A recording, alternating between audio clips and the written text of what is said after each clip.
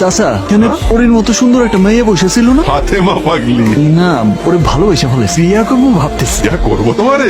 আপনি যদি একটু আলাপ করাই দিতেন। আমি বাপ হইয়া মেয়ের সাথে পরিচয় করে দেবো? আমার একটা কথা বলি, আমার মেয়ের মাথা খারাপ। ওর বুদ্ধি হওয়ার পর থেকে একটা পুরুষকে সে ভালোবাসে, সে হলো গিয়া সারফারাজ। ভালোবাসে? ও তো সিনেমার হিরো সারফারাজ। সিনেমার সরফরাজ? হ্যাঁ। আরে আগে বলবেন তো। এই ফাতেমা, আমি সরফরাজ খান, সুপারস্টার, তোমাকে ভালোবাসি, বিয়ে করবে আমাকে?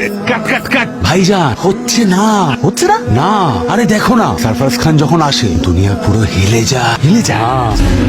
আমি সরফরাজ খান, তোমাকে ভালোবাসি, বিয়ে করতে চাই। এইভাবে বললে না পালিয়ে যাবে। ইমোশন আনো ভাইজান, ইমোশন আনো ভেতর থেকে। ফাতেমা, আমি সরফরাজ, তোমাকে ভালোবাসি, বিয়ে করবে আমাকে? দারুণ দারুণ দারুণ, সুপার।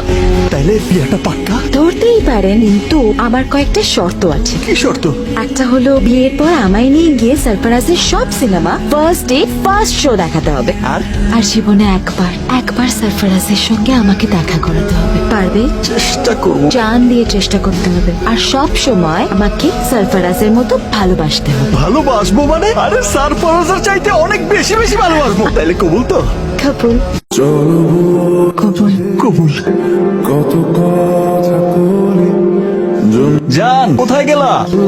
ইমা, এ কি পড়েছো? এই জামা পরে কেউ কাজে যায়? আমি তো প্রতিদিনই এই জামা পরে কাজে যাই। সরফরাজ এইভাবে কখনো যায় না। আর এটা কি চুল করেছো? সরফরাজকে দেখেও একটু শিখতে পারলে না? ঠিক আছে বাবা, আজ কাজ থেকে বাড়ি আসি, তারপর তোমার সাথে নিয়ে মার্কেটে গিয়া তোমার পছন্দ মতো কাপড় কিনে নিয়ে আসবো।